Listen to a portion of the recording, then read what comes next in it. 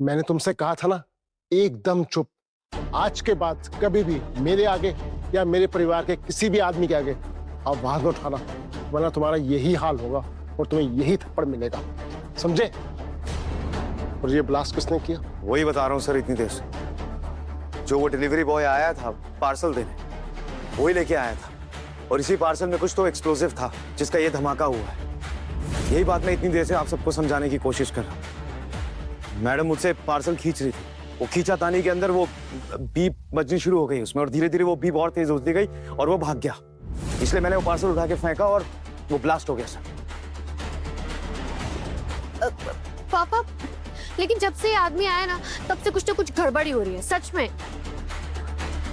मुझे भी एकदम ऐसा ही लगता है। बस तुम सब बिल्कुल चुप हो जाओ, और जो मैं कह रहा हूँ उसे ध्यान सुनो।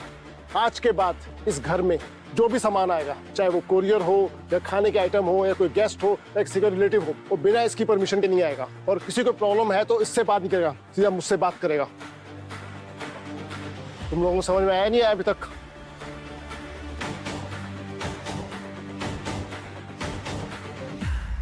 अरे आइए एमएलए साहब, आपका इंतजार हो रहा था। नमस्कार। नमस्कार, बैठिए।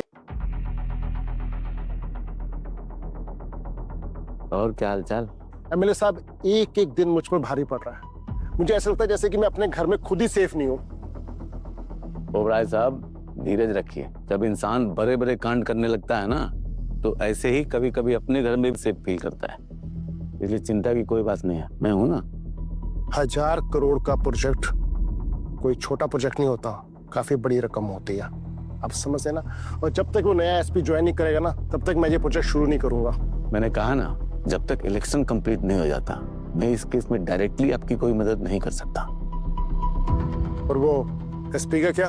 ओबराय साहब, वो एसपी अमर सूर्यवंशी यंग है, डैशिंग है, और आपकी बिटिया के लिए एकदम परफेक्ट है। तो जैसे ही वो यहाँ आए, उसे आप खरीद लीजिए, पटा लीजिए, या जरूरत पड़े तो अपना घर जमाई बना लीजिए, क्योंकि इस वक्त एकमात्र वही आपका तारनहार है।